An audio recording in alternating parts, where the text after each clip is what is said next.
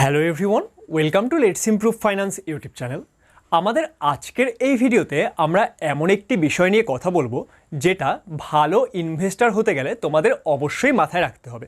দেখো, আমরা যখনই একজন ভালো ইনভেস্টর হওয়ার কথা বলি তখন কিন্তু আমরা অবশ্যই আমাদের পোর্টফোলিওকে ডাইভার্সিফাই করার কথা বলি।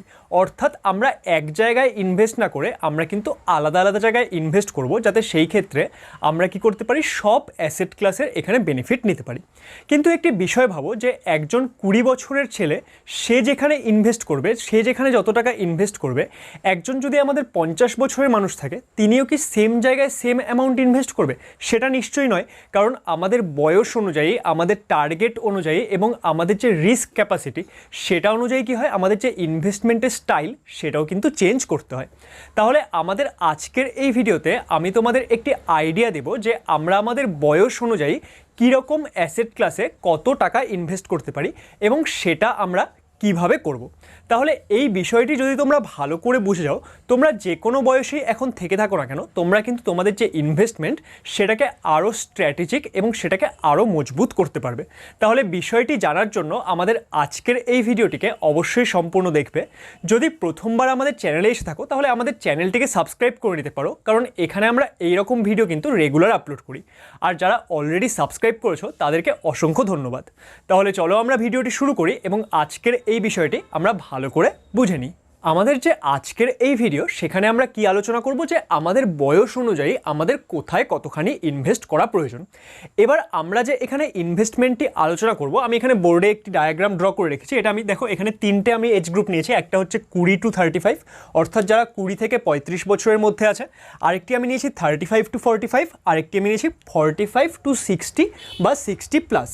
তাহলে এখানে আমাদের বিষয়টি, আমরা যে এই ইনভেস্টমেন্টটি এখানে আলোচনা করব সেটা আমরা কখন আলোচনা করছি, আমি ধরে নিচ্ছি যে তোমরা সবাই নিজেদের যে এমার্জেন্সি ফান্ড সেটা তৈরি করে নিয়েছো, তারপর তোমরা ইনভেস্ট করতে আসছো। সেই অনুযায়ী কিন্তু আমি এই ইনভেস্টমেন্টটি এখানে আলোচনা করব। তোমরা যদি এমার্জেন্সি ফান্ড কী হয় সেটা সম্পর্কে না জানো, বা এমার্জেন্সি ফান্ড কেন এবং কিভাবে তৈরি করা উচিত সেটা তোমরা না জানো, তাহলে কিন্তু তোমরা আমাদের এমার্জেন্সি ফান্ডের ভিডিওটি দেখতে পারো। সেটার লিঙ্ক আমি এখানে আই বাটনে এবং এই ভিডিওর ডেসক্রিপশানে দিয়ে দেবো।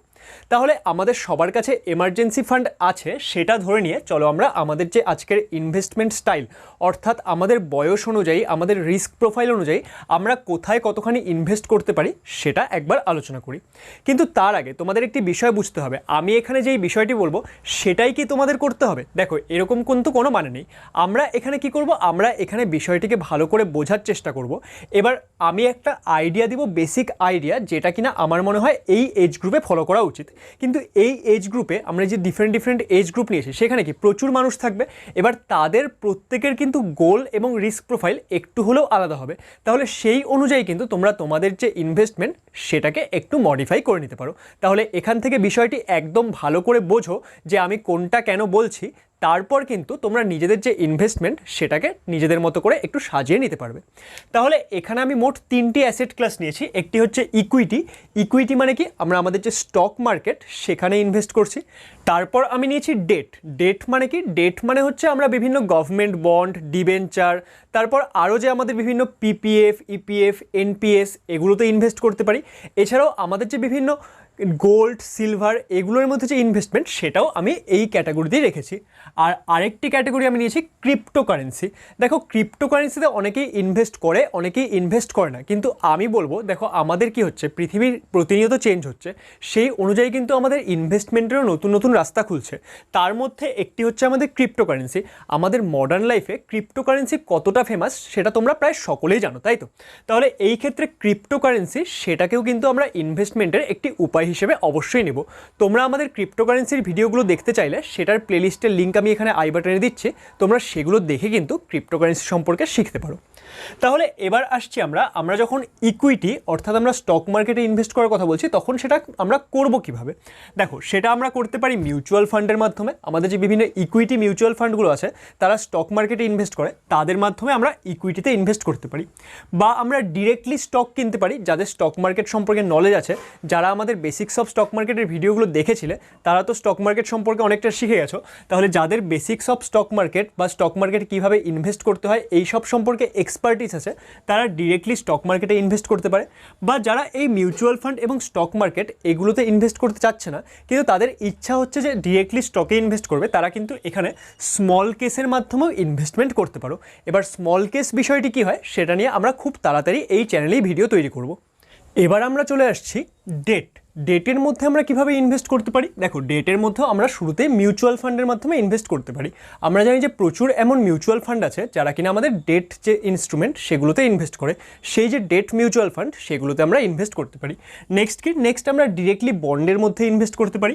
তারপর আছে গোল্ড, তারপর পিপিএফ, এনপিএস, এই সব বিষয়ের মধ্যেও কিন্তু আমরা এখানে ইনভেস্ট করতে পারি। আর থার্ড আমাদের যে ক্রিপ্টোকারেন্সিতে আমরা সবসময় ইনভেস্ট করার চেষ্টা করবো বিভিন্ন স্টেবল ক্রিপ্টো কয়েন্সের মধ্যে। সেগুলো আমি কোনো রিকমেন্ডেশন দিচ্ছি না, তোমরা নিজেরা একটু রিসার্চ করবে এবং তার উপর যে আমাদের যে স্টেবল কয়েনগুলো আছে, চলো আমি তোমাদের কয়েকটি বলেই দিই, যেরকম আমাদের বিটকয়েন, ইথারিয়াম, সোলানা, এগুলো কোনোভাবেই রিকমেন্ডেশন নয়, এগুলো আমি জাস্ট তোমাদের বলছি যে কোনগুলো স্টেবল কয়েন, তার মধ্যে থেকে তোমরা রিসার্চ করে নিয়ে কিন্তু এখানে ইনভেস্ট করতে পারো। এবার আমরা বুঝে গেলাম যে আমরা ইনভেস্ট করব কোথায়। এবার এই বিষয়গুলো বুঝে গেলে এবার আমরা দেখি যে আমরা আমাদের বয়স অনুযায়ী কিভাবে ইনভেস্ট করছি। দেখো, শুরুতেই আমি এজ গ্রুপ নিয়েছি 20 to 35। এবার এই যে 20 to 35 সেটা কিন্তু একটা ইয়াং এজ। এবার এই সময়ে আমাদের কাছে কি আছে, আমাদের কাছে ইনভেস্ট করার জন্য অনেকটা সময় আছে এবং এই সময় আমরা কি করতে পারি, এই সময় আমরা একটু বেশি রিস্ক নিতে পারি, তাই তো? এবার সেই অনুযায়ী আমরা কিন্তু আমাদের এই যে ইনভেস্টমেন্ট সেটা 20 থেকে 35 বছর বয়সের মধ্যে আমরা এখানে সাজাবো। দেখো, এখানে আমার মত অনুযায়ী আমাদের এখানে ইকুইটিতে কতখানি ইনভেস্ট করা উচিত, ইকুইটিতে এখানে আমাদের 70% মতো টাকা ইনভেস্ট করা উচিত। দেখো, আমি এখানে পার্সেন্টেজে লিখছি, আমাদের সবার ইনভেস্টমেন্ট অ্যামাউন্ট ডিফারেন্ট হবে। তোমাদের যে টোটাল ইনভেস্টমেন্ট অ্যামাউন্ট তার 70% আমরা এখানে কোথায় ইনভেস্ট করব, আমরা এখানে ইনভেস্ট করব ইকুইটিতে। এবার ইকুইটির মধ্যে আমি সাজেস্ট করব মিউচুয়াল ফান্ডে ইনভেস্ট করো ম্যাক্সিমাম টাকা, বা যাদের এখন স্টক মার্কেট সম্পর্কে এক্সপার্টিস চলে এসেছে তারা কিন্তু সেখান থেকে তাহলে তারা কি করতে পারে, স্টক মার্কেটেও শিফট করতে পারে। অর্থাৎ আমরা যতক্ষণ না স্টক মার্কেট সম্পর্কে ভালো করে শিখছি ততক্ষণ আমরা এখানে মিউচুয়াল ফান্ডে ইনভেস্ট করার চেষ্টা করব, বা স্টক মার্কেট সম্পর্কে শিখে গেলে সেখানে আমরা কি করতে পারি, সেখানে আমরা ডিরেক্টলি স্টকসে ইনভেস্ট করতে পারি, বা আমরা এক কাজ করতে পারি, আমরা স্মল কেসের মাধ্যমে এখানে ইকুইটিতে ইনভেস্ট করতে পারি। তাহলে আমরা এখানে কি করছি, এখানে আমাদের যে টোটাল ইনভেস্টমেন্ট তার 70% আমরা কি করব, ইকুইটিতে করার চেষ্টা করব। নেক্সট হচ্ছে আমাদের ডেট ইনস্ট্রুমেন্টে আমরা কি করব, ডেট ইনস্ট্রুমেন্টে এখানে রাখছি আমরা মাত্র 10%। তার কারণ কি, কারণ দেখো এখন 20 থেকে 35 বছর বয়সের সময়, এখন আমাদের রিস্ক নেওয়ার ক্যাপাসিটি বেশি, এখন আমাদের যে নিজেদের টাকা আছে সেটা সেভ করার, মানে আমাদের এমন কোনো ব্যাপার নেই যে আমাদের যদি একটু টাকা লুজ হয় সেটা আমরা আবার করে তৈরি করতে পারবো না, সেটা কিন্তু আমাদের করার ক্যাপাসিটি আছে। তাহলে এই সময় আমাদের কি প্রয়োজন, আমাদের ম্যাক্সিমাম প্রয়োজন যে আমাদের গ্রোথ আসা দরকার, যে আমরা যেই টাকাটি ইনভেস্ট করছি সেটা যাতে আমরা মাল্টিপ্লাই করতে পারি, তার জন্য কিন্তু আমরা ইকুইটিতে ম্যাক্সিমাম টাকা রেখেছি 70%। এবার ডেটে আমরা রাখছি মাত্র 10%, কারণ আমরা কি জানি ডেটের ক্ষেত্রে কিন্তু আমরা খুব একটা বেশি রিটার্ন পাই না। তাহলে আমাদের যেহেতু এই সময়ে একটু বেশি রিটার্নের দিকে আমরা ফোকাস করছি, তাহলে সেই জন্য কিন্তু আমরা ডেট ইনস্ট্রুমেন্টে কত রাখছি, 10%। এবার সেই 10% তোমরা তোমাদের ইচ্ছা মতো যে কোনো একটি অ্যাসেট ক্লাসের মধ্যে তোমরা এখানে কি করতে পারো, ইনভেস্ট করতে পারো। কিন্তু আমি সাজেস্ট করব অল্প পরিমাণ গোল্ড তোমরা অবশ্যই এখানে কিনবে। তার কারণ কি, কারণ হচ্ছে গোল্ড খুব একটি ভালো হেজিং এলিমেন্ট। আমাদের যখন স্টক মার্কেট ডাউনের দিকে যায় তখন কিন্তু গোল্ডের প্রাইস সবসময় আপ হয়, সেইভাবে কিন্তু আমরা আমাদের পোর্টফোলিওকে এখানে ব্যালেন্স করতে পারবো। আর এখানে যে আমাদের ক্রিপ্টোকারেন্সিতে আমি তোমাদের সাজেস্ট করবো 20%। আমাদের যে টোটাল ইনভেস্টমেন্ট তার অ্যারাউন্ড 20% টাকা এখানে আমরা কোথায় ইনভেস্ট করবো, বিভিন্ন ক্রিপ্টোকারেন্সিতে। সেটা আমরা প্রত্যেক মাসে অল্প অল্প করে টাকা এখানে ইনভেস্ট করতে যাবো। ওকে, এবার আমরা আসছি যারা কিনা 35 থেকে 45 বছর বয়সের মধ্যে আছে তারা কিভাবে ইনভেস্ট করবে। দেখো, এই যে 35 থেকে 45 বছর বয়স, তখন কিন্তু আমাদের একটু রেসপন্সিবিলিটি চলে আসে। আমাদের সেখানে কি হয়, ফ্যামিলি তৈরি হয়ে যায়, তাহলে আমাদের ফ্যামিলির রেসপন্সিবিলিটি থাকে, বা এখানে আমাদের কি হয়েছে, আমাদের বয়সটাও কিন্তু একটু বেড়ে গেছে। তাহলে এই সময়ে আমাদের যে রিস্ক প্রোফাইল, সেখানে কিন্তু আমাদের যে রিস্ক টেকিং ক্যাপাসিটি সেটা একটু কমে যাবে। আমরা 20 বছর বয়সে যতক্ষণ রিস্ক নিতে পারছিলাম, আমরা কিন্তু 35-40 বছরে ততটা রিস্ক নিতে পারবো না। তাহলে এই ক্ষেত্রে আমাদের যে রিস্কের পরিমাণ সেটা কিন্তু একটু কমে যাবে। তাহলে এই ক্ষেত্রে আমরা কি করব, এই ক্ষেত্রে আমাদের যে ইকুইটি থেকে আমরা আমাদের ইনভেস্টমেন্ট কমাবো, কমিয়ে আমরা কত করব, এটা আমরা কমিয়ে করে দেবো 60%। ওকে, তাহলে এখান থেকে আমরা 10% কমিয়ে দিলাম, কমিয়ে এটাকে আমরা করে দিলাম 60%। আর আমরা কি করছি, আর আমরা করছি এই যে ক্রিপ্টোকারেন্সিও কিন্তু প্রচণ্ড ভোলাটাইল। তাহলে ক্রিপ্টোকারেন্সি থেকেও এখানে আমরা কি করব, আমাদের ইনভেস্টমেন্ট কমিয়ে সেটাও আমরা করে দেবো 10%। তাহলে দেখো এখান থেকে আমরা 10% কমিয়ে দিলাম, এখান থেকেও 10% কমিয়ে দিলাম। তাহলে সেই যে 10% সেটা আমরা কোথায় নিয়ে যাব, সেটা আমরা নিয়ে যাব এখানে, অর্থাৎ আমাদের যে ডেটে ইনভেস্টমেন্ট সেটা কি করব, সেটা আমরা 10% থেকে বাড়িয়ে এখানে আমরা কি করে দেবো 30% করে দেবো। আর দেখো আমরা ক্রিপ্টোকারেন্সি যেহেতু ম্যাক্সিমাম ভোলাটাইল, সেখান থেকে কিন্তু আমাদের যে ইনভেস্টমেন্ট সেটা আমরা হাফ কমিয়ে নিয়ে চলে আসি। আগে করছিলাম 20%, এখন সেখানে আমরা কত করছি, সেখানে আমরা মাত্র 10% ইনভেস্টমেন্ট করছি। তাহলে তোমরা যারা 35 থেকে 45 বছর বয়সের মধ্যে আছো তারা কিন্তু এই বিষয়টি ফলো করতে পারো যে ইকুইটির মধ্যে আমরা কোথায় ইনভেস্ট করছি 60%, ডেটের মধ্যে আমরা ইনভেস্ট করছি হচ্ছে 30% এবং ক্রিপ্টোকারেন্সির মধ্যে আমরা ইনভেস্ট করছি 10%। এবার এই যে ইকুইটিতে ইনভেস্ট করার সময় আমি তোমাদের সেম সাজেস্ট করব, যদি তোমাদের স্টক মার্কেট সম্পর্কে এক্সপার্টিস থাকে তাহলে তোমরা স্টক মার্কেটে ডিরেক্টলি ইনভেস্ট করতে পারো, সেক্ষেত্রেও তোমরা মিউচুয়াল ফান্ডে ইনভেস্ট করবে। কিন্তু যদি তোমাদের স্টক মার্কেট সম্পর্কে খুব বেশি নলেজ না থাকে তাহলে তোমাদের আই থিঙ্ক বেশি ভালো হবে যদি তোমরা মিউচুয়াল ফান্ডের মাধ্যমে ইনভেস্ট করো।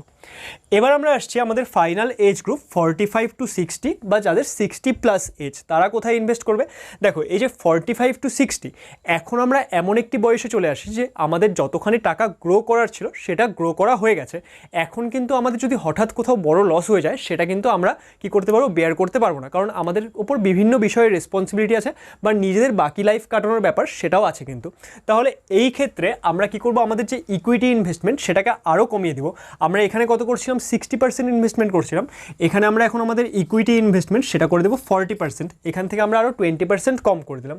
আর ক্রিপ্টোকারেন্সি সেখানে আমরা জানি ম্যাক্সিমাম ভোলাটাইল থাকে, তাহলে যাদের এজ গ্রুপ 45 to 60 তাদের আমি বলবো যে তোমাদের ইনভেস্ট করার প্রয়োজনই নেই, ক্রিপ্টোকারেন্সিতে তোমাদের এখন আর ইনভেস্ট করার প্রয়োজন নেই, কারণ ক্রিপ্টোকারেন্সিতে আমরা যাচ্ছিলাম ম্যাক্সিমাম গ্রোথ এবং ম্যাক্সিমাম এখানে আমাদের কি রিটার্ন পাওয়ার জন্য। কিন্তু আমাদের এই যে এজ গ্রুপ, এখানে আমাদের মেইন টার্গেট কিন্তু রিটার্ন পাওয়া না, এখানে আমাদের মেইন টার্গেট হচ্ছে আমাদের যে টাকা সেটাকে আমরা কত ভালোভাবে প্রোটেক্টেড রাখতে পারি এবং সেটাকে অল্প অল্প করে গ্রো করতে পারি। তাহলে এই যে অল্প অল্প করে গ্রো করা এবং অনেকটা প্রোটেকশন পাওয়া সেটা আমরা কোথায় পাই, সেটা কিন্তু আমরা পাই এই বিভিন্ন ডেট ইনস্ট্রুমেন্টগুলোতে।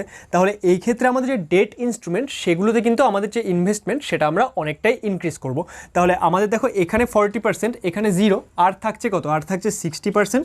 তাহলে 60% টাকা কিন্তু এই ক্ষেত্রে আমরা ডেটে ইনভেস্ট করব। এবার ডেটে ইনভেস্ট করার সময় তোমরা এটাকে কি করবে, তোমরা ইনভেস্ট করার সময় এখানে ম্যাক্সিমাম টাকা ইনভেস্ট করবে বিভিন্ন ডেট মিউচুয়াল ফান্ডগুলোতে, কারণ ডেট মিউচুয়াল ফান্ডগুলো সেগুলো কিন্তু স্টেবল হয় এবং সেই ক্ষেত্রে আমরা একটু ভালো রিটার্ন পেয়ে যাই অন্যান্যগুলোর তুলনায়। আর কিছুটা টাকা তোমরা এখানে গোল্ডেও অবশ্যই ইনভেস্ট করবে।